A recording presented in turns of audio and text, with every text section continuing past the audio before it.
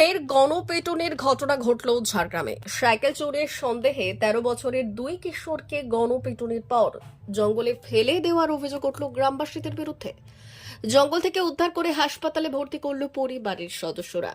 ঘটনাটি ঘটেছে জাম্বনি থানার অন্তর্গত রাঙ্গামেটিয়া গ্রামের। জানা গিয়েছে, ঝাড়খণ্ড রাজ্যে ১৩ বছরের দুই কিশোর জাম্বনি থানার অন্তর্গত বেড়াবাগাড়ি গ্রামে পরিবারের সঙ্গে ৩ দিন আগে মামা বাড়ি এসেছিল। বৃহস্পতিবার সকালে একটি সাইকেল নিয়ে বিনপুর বাজারে গিয়েছিল দুই কিশোর। সাইকেলে করে বাড়ি ফেরার সময় রাঙ্গামাটিয়া গ্রামের কাছে সাইকেল চোর সন্দেহে দুই কিশোরকে আটক করে গণপিটুনি দেওয়া হয়। অভিযোগ, গণপিটুনির পর তাদের পার্শ্ববর্তী জঙ্গলে ফেলে দেওয়া হয়। সকাল থেকে বাড়ি না ফেরায় পরিবারের সদস্যরা খোঁজ শুরু করে দুই কিশোরের। পরে বিকেলে জঙ্গল থেকে উদ্ধার করে চিকিৎসার জন্য নিয়ে আসা হয় ঝাড়গ্রাম গভর্নমেন্ট মেডিকেল কলেজ ও হাসপাতালে। ১৩ বছরের দুই কিশোরের নাম হলো শেখ আজাদ ও শেখ রেহান।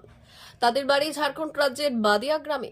বর্তমানে তারা দুজনেই চিকিৎসাধীন রয়েছেন হাসপাতালে। মামা মাফিজুল খান বললেন, বিনপুর থেকে ফেরার সময় রাঙ্গামেটিয়া গ্রামের কাছে সাইকেল চুরির সন্দেহে দুজনকে প্রচুর মারধর করা হয়। ব্যাপারটা হচ্ছে যে বাচ্চাগুলো দুটো শেখ রেহান এবং শেখ আজাদ তাদের মামাবাড়ি এসেছিল বেড়াগাড়ি, তাতে বিনপুর ঘুরতে যায়।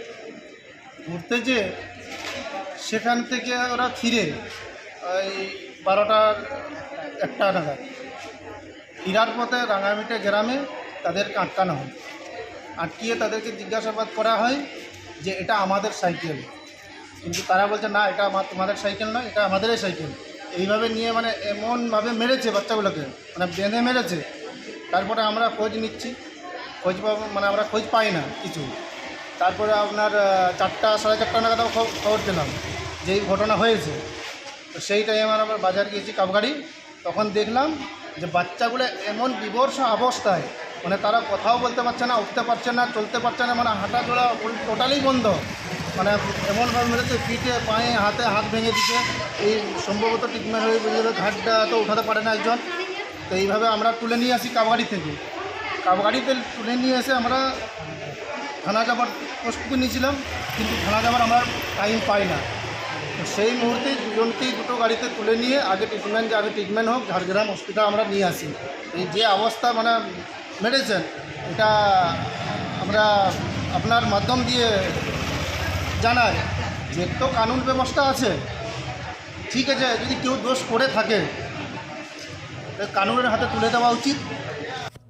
D news, Zamboni.